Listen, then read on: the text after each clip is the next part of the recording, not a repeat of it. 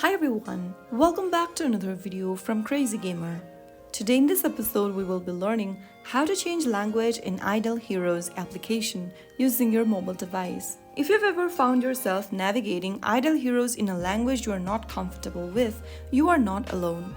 You can easily change the game's language setting in a few simple steps.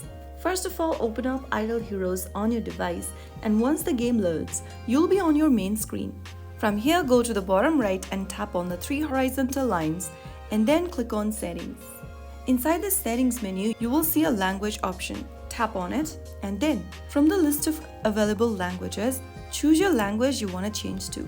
Once you do that, you will see your game's language setting changed immediately. You can always go back to the same menu and change to a different language of your preference whenever needed. And there you have it. That's how you can easily change your language setting to your preference on Idle Heroes. If you found the video helpful, don't forget to like, share and subscribe to the channel. I will be back again in the next video. Thank you for watching.